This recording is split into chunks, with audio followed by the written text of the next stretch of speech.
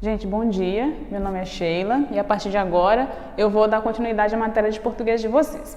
Hoje nós vamos começar com os tipos de sujeito. A Bruna já explicou para vocês os conceitos sujeito, núcleo de sujeito simples e composto. Eu vou dar só uma revisada para a gente poder situar nos demais tipos de sujeito.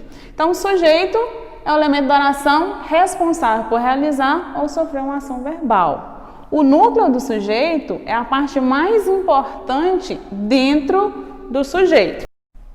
Na frase, os alunos da escola Mário Quintana ganharam a medalha de ouro na Olimpíada.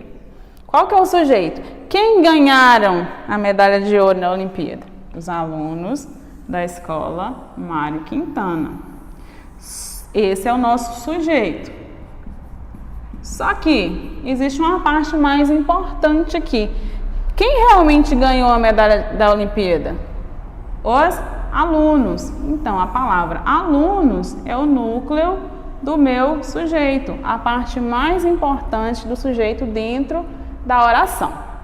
Então, o sujeito simples, ele é formado por uma única palavra principal, um único núcleo.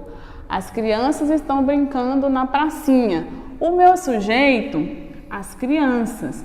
A parte mais importante aqui, crianças. Então, meu sujeito é simples. O sujeito composto, ele apresenta dois ou mais núcleos. Então, eu tenho pais, alunos e professores reuniram-se na escola no início do ano letivo.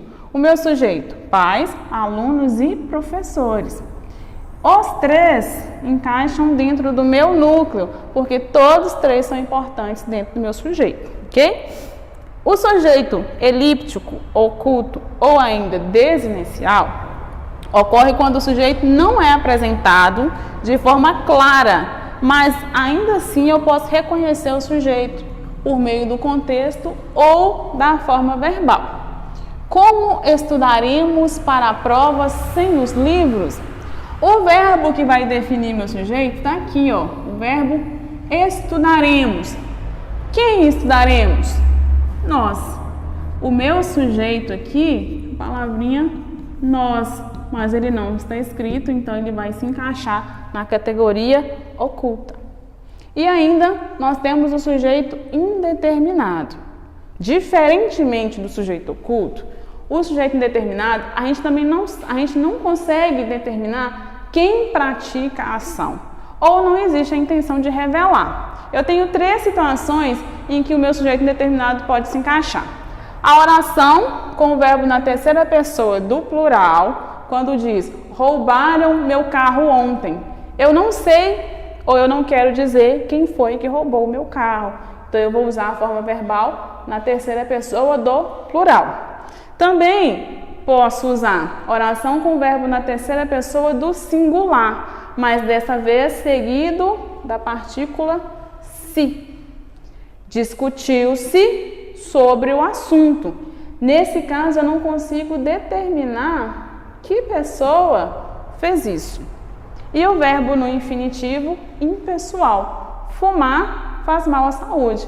Meu verbo está no infinitivo, portanto, eu não consigo determinar qual sujeito praticou essa ação. Agora, na sequência, nós vamos falar de aposto e vocativo. Aposto é a palavra ou expressão que explica ou que se relaciona com um termo anterior com a finalidade de esclarecer, explicar ou detalhar melhor esse texto. No exemplo, eu tenho Gregório de Matos, autor do movimento barroco, é considerado o primeiro poeta brasileiro. Neste caso, o nosso aposto está aqui, olha, autor do movimento barroco. Por quê? Está explicando para vocês quem é Gregório de Matos. Uma coisa que eu vou chamar a atenção de vocês é o uso das vírgulas. Os apostos, eles são utilizados, as vírgulas são utilizadas para poder auxiliar. Quando eu vou explicar o termo anterior, eu uso a vírgula, começo com vírgula e fecho a vírgula para continuar a minha frase, tá? É tanto usado para explicar como para relacionar a expressão anterior. Já o vocativo, o nome mesmo já diz, ele chama, invoca a pessoa para quem se fala. Palavra, termo ou expressão utilizado pelo falante para se dirigir ao interlocutor por meio do próprio nome, de um substantivo, adjetivo ou um apelido. Amigos, vamos ao cinema hoje? Nesse caso, a palavra amigos é o meu vocativo, é o modo como eu chamo as pessoas que eu vou convidar para ir ao cinema. Lindos, nada de bagunça no refeitório.